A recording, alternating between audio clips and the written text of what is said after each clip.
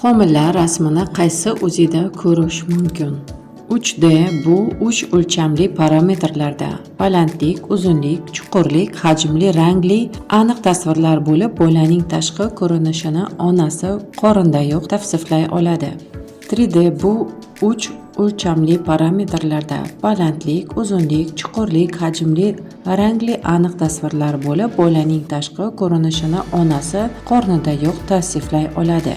4D formatdagi ultratovush tekshiruvi esa 3 o'lchamli tasvirlarga qo'shimcha bolaning harakatini qo'shilishi kuzatiladi. Ya'ni 4-o'lchov sifatida ayni vaqtdagi harakatlar kuzatiladi.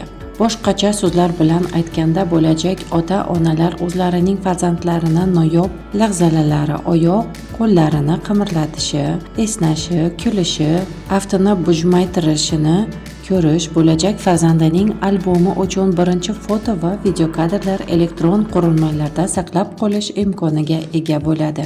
3D va 4D ultratovushli tekshiruv nimani ko'rsatadi?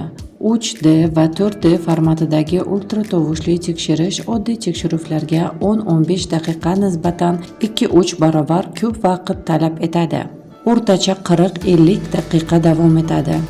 Avval ultratovush tekshiruv mutaxassisi 2 o'lchamli tekshirish orqali homilaning ichki a'zo va tizimlarini funksional holatini, o'sish tempini, xromosom patologiyalarini xavfini, homila yo'ldoshi va qog'onoq suvlari haqida ma'lumotlarni baholaydi. So'ng uskuna 3D va 4D rejimiga o'tkaziladi.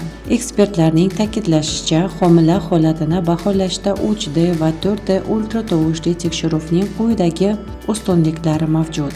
Homila a'zolari haqida ko'proq ma'lumot olish, homilaning ona qornidayoq yurak faoliyati, qon oqimi hujayralarining kislorod va ozuqa moddalari bilan ta'minlanishini aniqlash, homilaning tekshirilayotgan a'zolarini hajm jihatidan shakllantirish, ulardagi patologiyalarni erta bosqichlarda aniqlash, homilaning anatomik xususiyatlarini birma-bir o'rganish.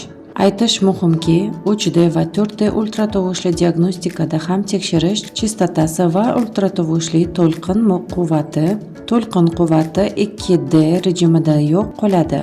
Bu esa 3D va 4D formatdagi tekshirishlarni ham homila va ona sog'ligi uchun zararsiz ekanligini anglatadi.